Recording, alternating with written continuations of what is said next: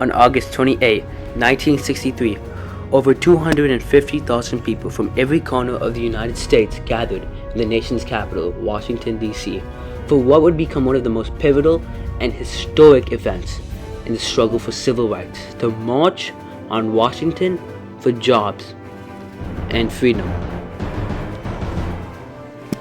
This extraordinary demonstration was more than just a march. It was a powerful display of unity, resilience, and determination by individuals of all races, ages, and backgrounds, standing together to demand justice and equality. People traveled by bus, train, car, and foot, overcoming immense challenges and threats of violence to participate in this unprecedented gathering.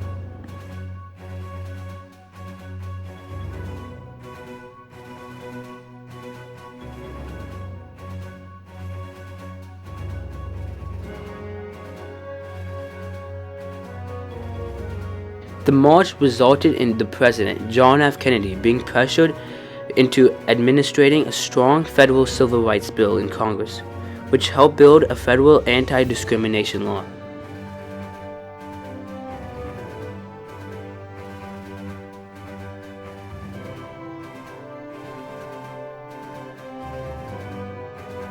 So even though we face the difficulties of today and tomorrow, I still have a dream. It is a dream deeply rooted in the American dream. I have a dream that one day this nation will rise up, live out the true meaning of its creed. We hold these truths to be self-evident, that all men are created equal.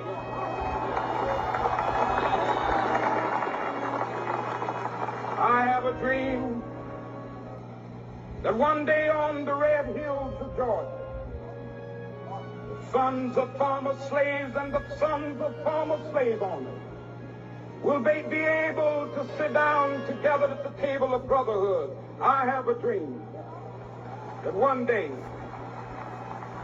even the state of Mississippi, a state sweltering with the heat of injustice, sweltering with the heat of oppression, will be transformed into an oasis of freedom and justice. I have a dream. Martin Luther King Jr. led the March on Washington so black people can get more rights and there can be less racism in our country.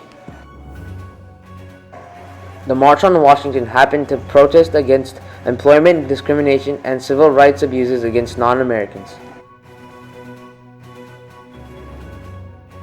The march was organized by a coalition of civil rights, labor, and religious organizations.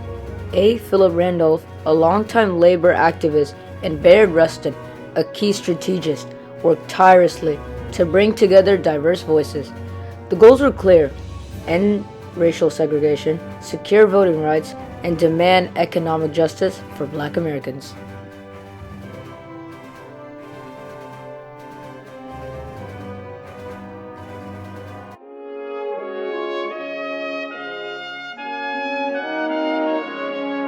By the morning of August 28, the streets of Washington were filled with people of all races, ages, and backgrounds.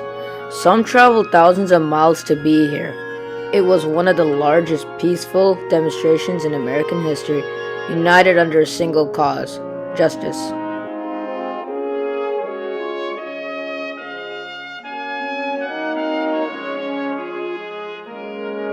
The March on Washington was a turning point in the civil rights movement. It helped galvanize public opinion and paved the way for landmark legislation, including the Civil Rights Act of 1964 and the Voting Rights Act of 1965.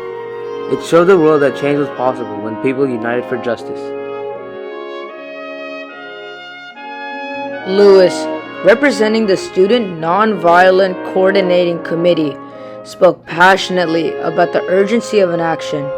But it was Martin Luther King Jr.'s "I Have a Dream" speech that left an indelible mark, painting a vision of where future where freedom and equality would reign.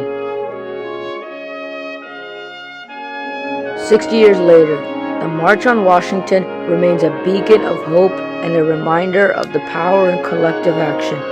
It was a moment that proved that when people stand together, they can change the world. The dream lives on, carried forward by new generations striving for equality.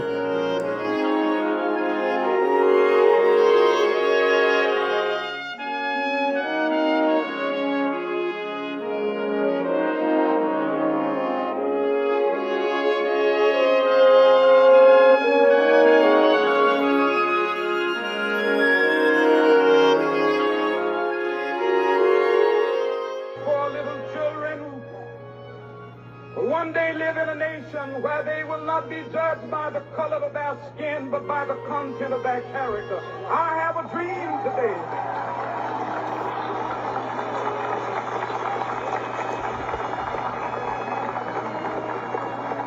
Down in Alabama with its vicious racists, with its governor having his lips dripping with the words of interposition and nullification.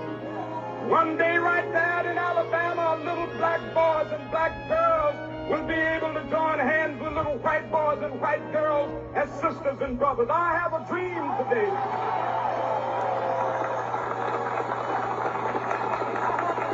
This is a faith that I go back to the South with. With this faith, we will be able to hew out of the mountain of despair a stone of hope. With this faith, we will be able to transform the jangling discords of our nation into a beautiful symphony of brotherhood. With this faith, we will be able to work together, to pray together.